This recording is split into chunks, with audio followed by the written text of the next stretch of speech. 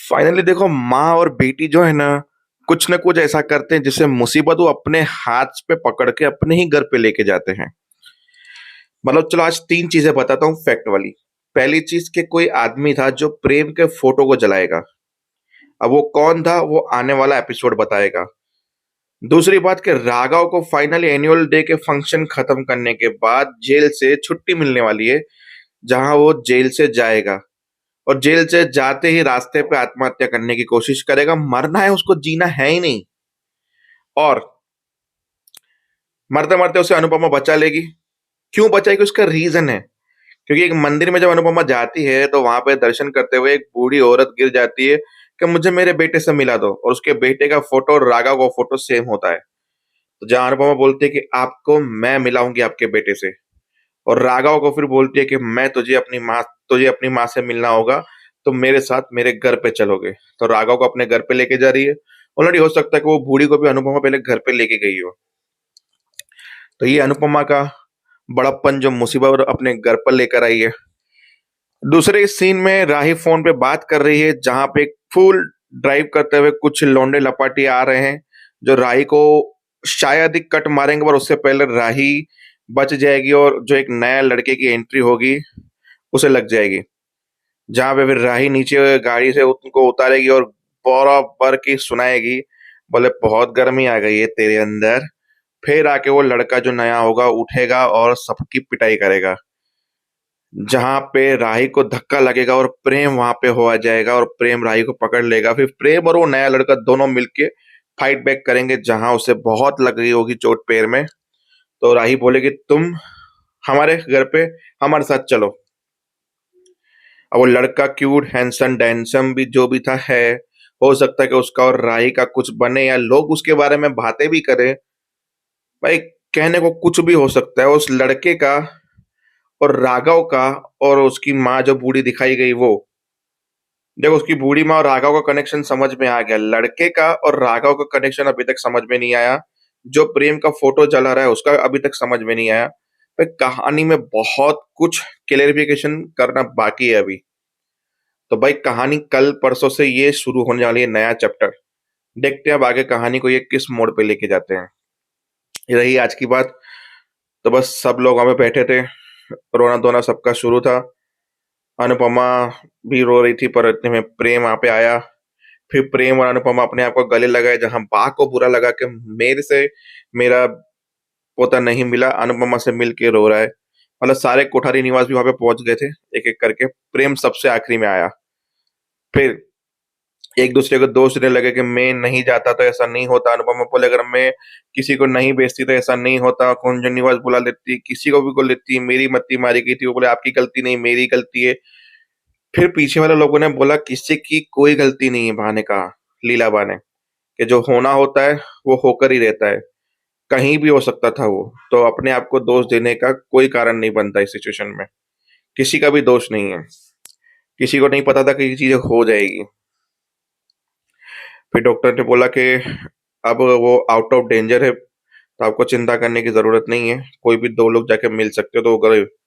बाकी सीन था राघव का, जहाँ टेंशन थी, राघव को हाथ में देख रहा था और सोच रहा था मैंने बहुत गलत कर दिया उस बच्ची के साथ, मुझे ऐसा नहीं करना चाहिए था। प्लीज भगवान उसकी रक्षा करना। और बैठ के इमोशनली पियानो बजा रहा है अपना। और अनुपमा ने उन्होंने बात की कि ये हुआ वो हुआ सब कुछ हमें ध्यान रखना चाहिए था। बोला किसी की भी गलती नहीं है बा, किसी को थोड़ी पता था ऐसा होगा। फिर भी मेरे में इतनी हिम्मत थी, मैंने फाइट बैक किया उसके साथ। मैंने उसको नाइफ से कट जोर से कट मारा है हाथ पे। फिर बोला अनुपमा ने बोला कि चोरी करने के इरादे से नहीं आया था। मतलब वो चोर नहीं था, मतलब वो राय को जानबूझ के दर्द देने आया था। फिर बोला हाँ, दर्द देने आया था वो।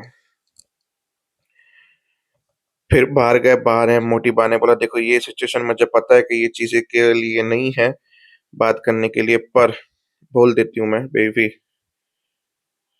भले हम लोगों से गलती हुई, हम हाथ जोड़ के माफी मांगते हैं उसके लिए। पर घर घर होता है सेफ, वहां पे ही रहते हैं बच्चे। आज राही लड़की है, बहू है घर की। सोचो कि उसके साथ अगर ऊंच नीच हो जाती तो।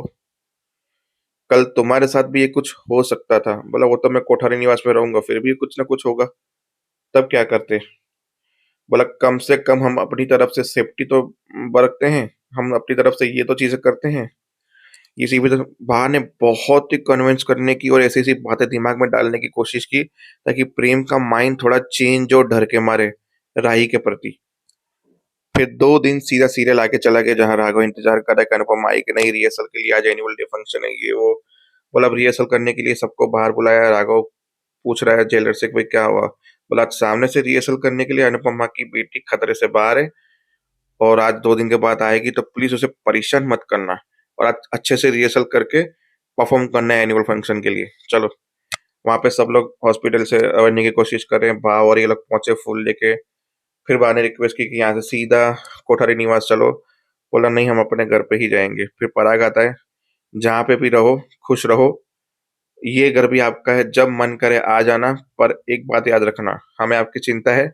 इसके लिए मैंने घर के बाहर एक गार्ड 24 घंटे के लिए और पूरे घर में सीसीटीवी कैमरा और ये सब कुछ सेफ्टी पर्पज के लिए लगा के रखा है, तो इसलिए इसको कुछ मनाने मत करना, ठीक है। तो पराग ने सारी सेटिंग वहां पे फुल बंदोबस्त करके रखा है ताकि राही और प्रेम को कुछ ना हो पाए।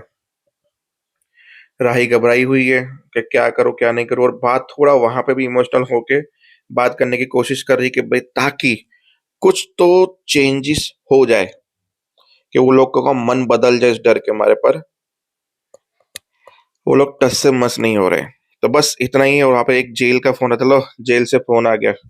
जेल से फोन, आपका कोई जेल में भी है? बोला नहीं नहीं नहीं नहीं नहीं, हम जेल के भी कैटरीज करते हैं और आज एनुअल डे फंक्शन है तो उनको डांस का परफॉर्मेंस भी मैं ही करवा रही हूँ। अनुपमा जी, काम की जरूरत होती है पर इसका ये मतलब नहीं होता है कि काम कभी भी और कैसा भी कुछ भी हो तो चलता है।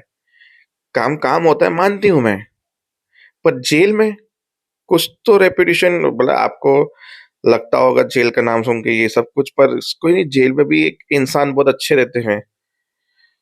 फिर वही अनुपमा का ज्ञान जेल के बारे में, और पराग का मुंह थोड़ा छोटा हो गया, जेल में खाना बनाने जाती है राई की माँ, क्या करे अब, क्या लोगों को जवाब दूं मैं किसी को। खैर छोड़ो, सब नॉर्मल है। अब देखते हैं ये जो नया चैप्टर इन लोगों ने शुरू किया है, ये कहानी कैसे किस तरह से कनेक्ट करने वाले हैं एक दूसरे से। डिपेंड तो वो करता है कि शास और कोठारी से कनेक्शन क्या होगा इनका, या बस ऐसे ही कुछ भी कभी भी। जय हिंद।